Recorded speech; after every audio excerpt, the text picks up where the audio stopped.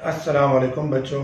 तो आज हम सीखते हैं कि थ्योरम में मार्क्स की डिवीज़न कैसे होती है। यानी जो हमने पिछली वीडियो में पढ़ा कि थ्योरम के कितने हिस्से होते हैं, तो हम देखते हैं कि वो हर एक हिस्से का कितने कितने मार्क्स हैं, क्योंकि हमें अच्छे से ये पता होना चाहिए कि कौन सा पार्ट्स हम सॉल्व करेंगे और उसको लिखेंगे तो हमें कितने मार्क्स मिलेंगे।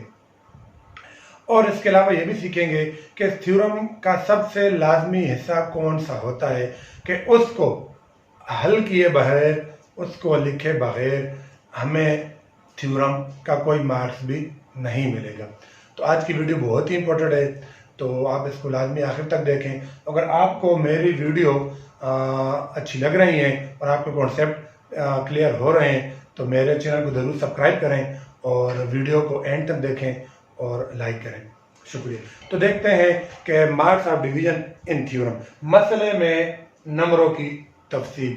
हमें पता है कि पेपर में थ्योरम का जो क्वेश्चन होता है वो लाजमी अटेम्प्ट करना होता है। यानी हमें लॉन्ग क्वेश्चन में से 3 क्वेश्चन अटेम्प्ट करने होते हैं कि जिसमें से जो थ्योरम का मसले का क्वेश्चन है वो लाजमी अटेम्प्ट करना होता है और बाकी सब में से कोई से 2 अटेम्प्ट करने होते हैं। इस लिहाज से हमारे यानी 3 लॉन्ग क्वेश्चन कंप्लीट हो जाते हैं। और जो बच्चे फेडरल बोर्ड्स हैं उनके तो लॉन्ग सारे क्वेश्चन जो हैं वो क्या नाम थ्योरम से ही आते हैं और उनमें से एक क्वेश्चन जो है वो 7.5 में से आ रहा होता है। क्लास 10 की बात कर रहा हूँ।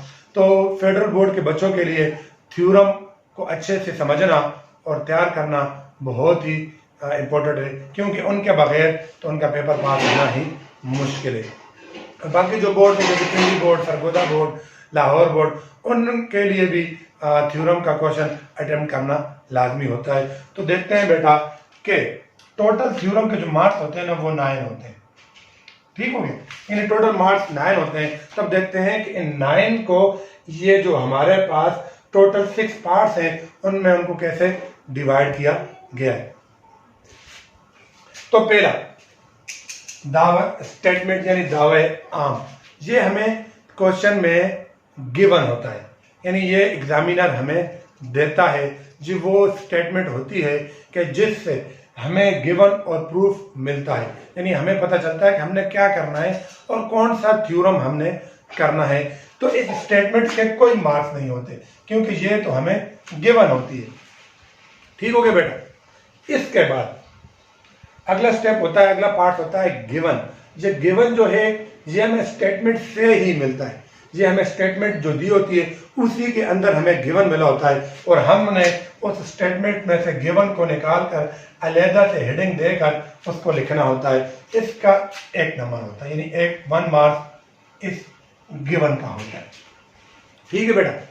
इसके बाद टू प्रूफ, जो टू प्रूफ है यानी मतलूब, ये भी हमें इस स्टेटमेंट से ही मिल रहा होता है। यानी जो स्टेटमेंट हम एग्जामिनर ने दी हुई है उसी के अंदर से हमें टू प्रूफ मिलेगा।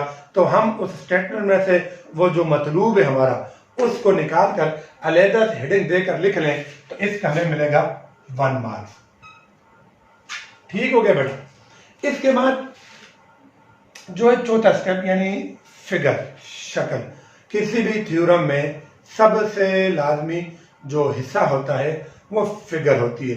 फिगर का मार्क्स तो इसका भी मार्क्स 1 ही है, लेकिन अगर ये जो 1 मार्क्स है ना ये बहुत ही इंपॉर्टेंट है, यानी बहुत ही लाजमी है। अगर आपने थ्योरम में फिगर नहीं ड्रा की, यानी अकॉर्डिंग टू स्टेटमेंट और अकॉर्डिंग टू गिवन आपने फिगर नहीं ड्रा की, शक्ल नहीं बनाई, तो फिर आपको बाकी किसी पार्ट्स का भी कोई नंबर नहीं मिलेगा। ठीक है। और शक्ल को भी सही अच्छे से ड्रा करना लाजमी होता है। ये इंशाल्लाह अगली वीडियो में मैं आपको बताऊंगा कि अक्सर हम बच्चे एकेडमी में भी और स्कूल में भी ये क्वेश्चन कर रहे होते हैं कि सर हमने तो क्वेश्चन तो थ्योरम का जो क्वेश्चन था वो तो बिल्कुल ही सही अटेम्प्ट किया है, लेकिन फिर भी हमें उसके मार्क्स क्यों नहीं मिले। तो वो मिस्टेक्स होती हैं जो हम थ्योरम में करके आ चुके होते हैं। तो इंशाल्लाह मैं अगली वीडियो इस पे बनाऊंगा कि मिस्टेक्स ऑफ थ्योरम के हम मसले में कौन कौन सी गलतियां करते हैं। तो मैं ये गलती भी है कि हमने फिगर को लाजमी ड्रा करना है और अच्छे से करना है, कि जैसे बुक में है वैसे ही करना है। तो 1 नंबर इसका होता है। अगर ये हमने नहीं ड्रा की, ये नहीं बनाई, तो फिर बाकी किसी भी स्टेप्स का हमें मार्क्स नहीं मिलेगा।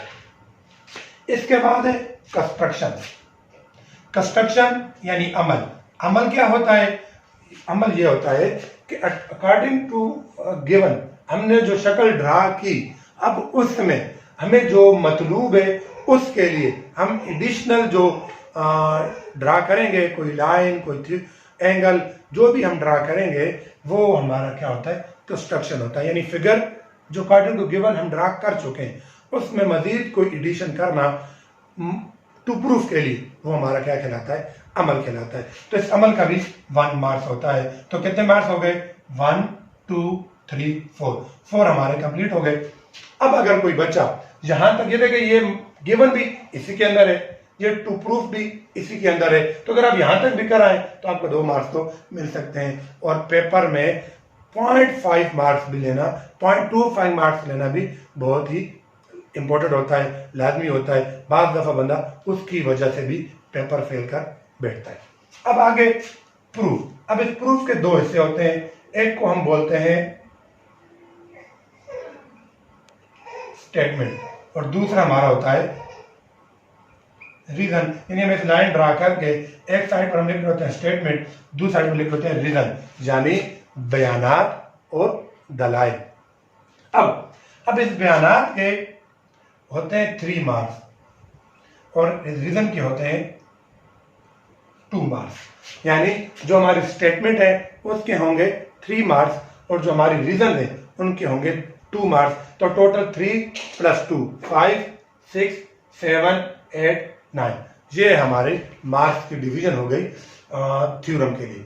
अब बाद दफे ऐसे होता है कि किसी थ्योरम में कंस्ट्रक्शन का स्टेप नहीं होता। बाद ऐसे थ्योरम भी हैं कि जिनमें कोई कंस्ट्रक्शन नहीं होती। उस सूरत में फिर हमें ये जो 1 मार्क्स है ये किधर एडजस्ट होगा? तो फिर वो जो 1 मार्क्स है ना, उस सूरत में आपको स्टेटमेंट के फिर मार्क्स मिलेंगे 4, यानी विदाउट